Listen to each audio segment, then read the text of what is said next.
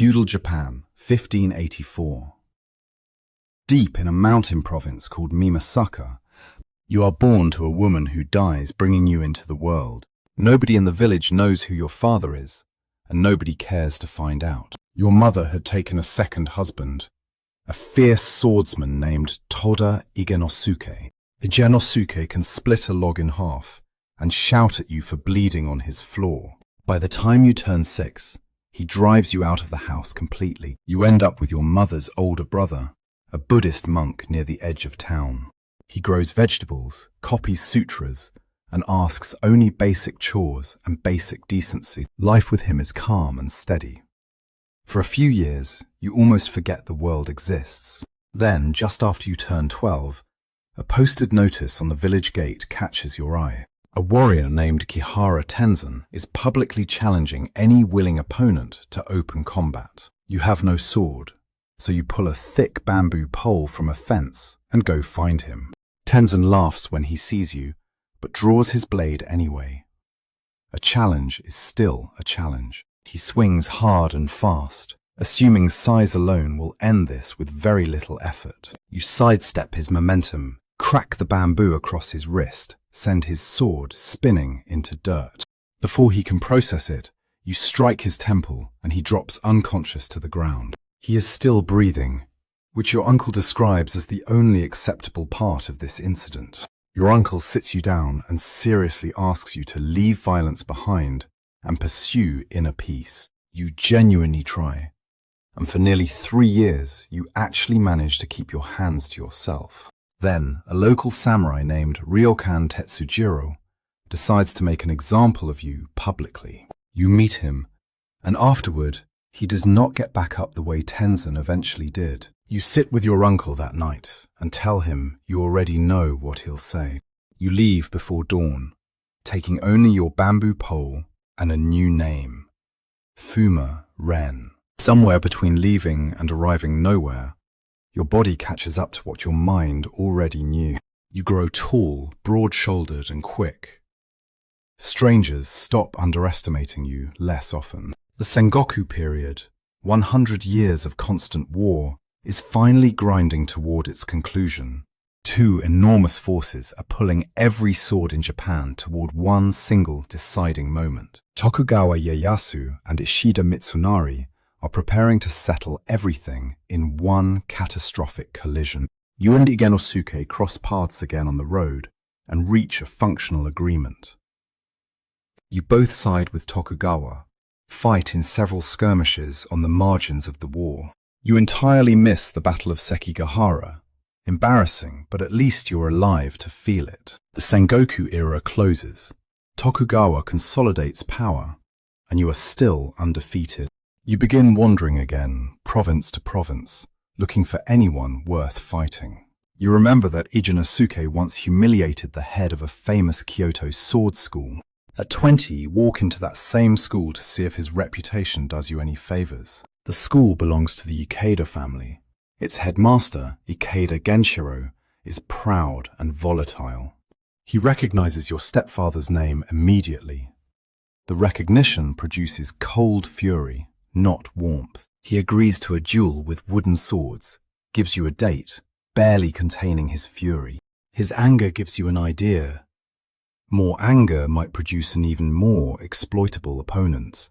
When the duel day arrives, you simply do not go. You let him wait in the courtyard for hours. By the time you stroll in, his face has gone the color of a temple lantern, jaw clenched tight. He charges the moment he sees you, bypassing every technique he spent decades perfecting. You step aside and drive your wooden sword into his shoulder with enough force to crack the joint. His students carry him off. After a long recovery, Genshiro abandons swords and enters a monastery. Genshiro's younger brother, Ikeda Ryonosuke, steps forward to face you next. You meet Ryonosuke, read him in 4 seconds, and finish with a single strike that hits too hard. Ryonosuke does not survive, and the Ikeda school teeters on the edge of total collapse.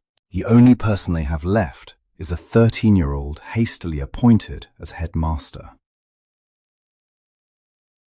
They send a formal challenge for this boy, and something about the whole thing feels completely wrong. You remember your own first fight at 12, and don't dismiss this child as dangerous. Instead of arriving late this time, you arrive very early and disappear into the trees. What arrives is not a boy preparing for a duel. It is a mob carrying bows, spears, and swords. This was never a duel. The Ikeda school came to end you with numbers, not skill. You hold completely still in the trees until every one of them has settled, certain you won't come. Then you move. You take out the boy first, then fight your way through the rest of them. You escape Kyoto on foot, alone, uninjured, the Ikeda school completely destroyed behind you. Word travels fast. Your name begins to carry the kind of weight that opens doors uninvited.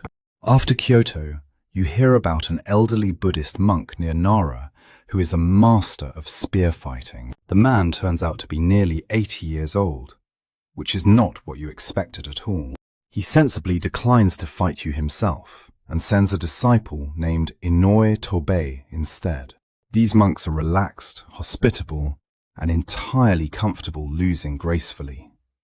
Oddly refreshing. Wandering continues, and somewhere on the road, you run into Igenosuke again, unexpectedly. He watches you spar, then admits, without much comfort, that he misjudged you badly. He teaches you his rare dual weapon method, long sword in one hand, shorter blade in the other. You absorb it and fuse his approach with your own two-weapon philosophy, which finally starts clicking. At 23, you pass through Harima province, and a samurai named Kanuki Dojin wants to test you. His weapon is a kusarigama, a curved blade fixed to a weighted iron chain he swings from distance. His strategy: wrap your weapon with the chain, drag it away, then close in fast to finish. You watch how he breathes, shifts his weight, and how far back he steps before releasing the chain. The pattern becomes visible. You collapse the distance before he can reset, blade finding his chest. With every win, the pool of challengers gets smaller, and those remaining get considerably more dangerous. The first truly elite opponent to arrive is Shiraishi Gombe, arrogant and deadly with a long staff. He attacks without greeting or warning, swinging his long staff directly at your head. You counter with a technique you've been developing for exactly this opening and disarm him cleanly. He retreats to a Shinto monastery, deeply unsettled, spending weeks studying what you did to him. He emerges having invented a new fighting style around a shorter staff, designed to beat your counter. He finds you a second time. The rematch is closer, harder, and far more uncomfortable for you both. You call it a draw, which is the honest assessment. But Shiraishi tells everyone he won. He builds an entire school on that claim, naming the style after himself, using your name as advertising. Remarkably, it works. His school survives for generations on a result nobody can actually verify. You then defeat two opponents simultaneously during a public challenge in Edo. Your reputation reaches a completely new level, attracting the attention of the greatest blade in Japan. His name is Ganryu Sasaki, and the formal invitation arrives. Island of Funajima, spring of 1612. Ganryu is enormous, technically flawless, and fights with an oversized nodachi that gives him unmatched reach. Every serious fighter in Japan considers him the standard. Most fall short of it badly. You understand immediately, this is different from every other fight. One of you won't leave that island. So you think and you plan, and you decide to dismantle his composure before the first blow is thrown. On the morning of the duel, you wait until the sun climbs fully overhead before moving toward the water. You board a small boat, tell the oarsman there is no rush at all, and settle in peacefully. You pick up a spare oar and begin slowly carving it into the shape of a sword during the crossing. The sun is already beginning to lower when you finally tell the oarsman to bring you in at last. Ganryu is standing on the beach and even from the water his body is rigid with rage. You step off the boat without hurrying. He closes the distance fast, words broken with fury. He glances at the carved oar and somehow becomes even more offended than he already was. He draws his nodachi, hurls the scabbard into the sand, and squares his enormous frame toward you. You smile and tell him quietly that throwing the scabbard away means he's decided not to go home today. He launches his signature technique, a sweeping diagonal cut, and it shears the cloth from your hair. A fraction closer, and this entire story would have ended on a beach with a carved oar beside you. You step back and reposition so the setting sun hangs directly behind your shoulders into his eyes. He squints and adjusts, struggling to track you clearly against the blinding orange light. In that moment of fractured vision, you lunge forward and drive the carved oar into his skull. Ganryu Sasaki, the greatest swordsman in Japan, falls dead on the sand of Funajima Island. His students begin moving, and you don't wait to see what they decide. You're back on the boat within seconds. The island is renamed Ganryujima. What happened there is too significant to leave unnamed. News reaches every corner of Japan within weeks. Your name is now the first one anyone says aloud. You try running a sword school because it seems like the logical next step after becoming this famous, managing students, scheduling practice, resolving petty disputes. It is exhausting and thankless work.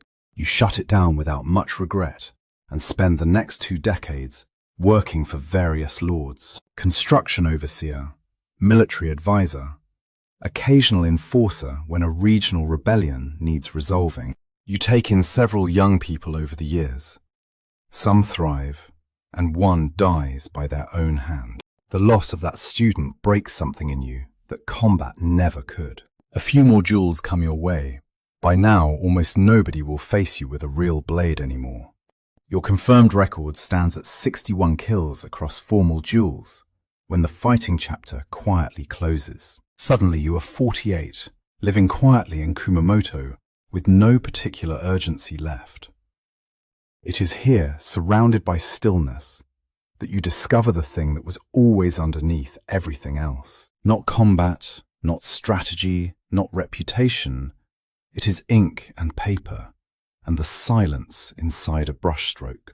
At 53, one final rebellion pulls you back into the field to fulfill your obligation. During the campaign, someone throws a rock from a ridge that hits your horse and sends you both down. Undignified, painful, and deeply annoying. You return to your brush with more appreciation than before.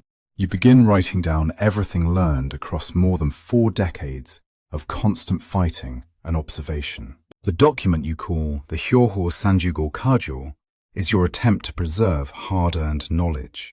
Then something changes in your hands. A burning sensation appears one morning and won't leave. The pain spreads deep into your nerves, and doctors have no useful answer beyond suggesting rest. You leave the comforts of serving a lord and withdraw alone into a cave called Reigando. Inside that cave, with burning hands and silence all around, you begin writing the last thing you'll ever write. The Gorin no Sho, the Book of 5 Rings, is your complete and final transmission to all who come after. In it you lay out the structure of your 2-weapon philosophy and the mental architecture of real combat.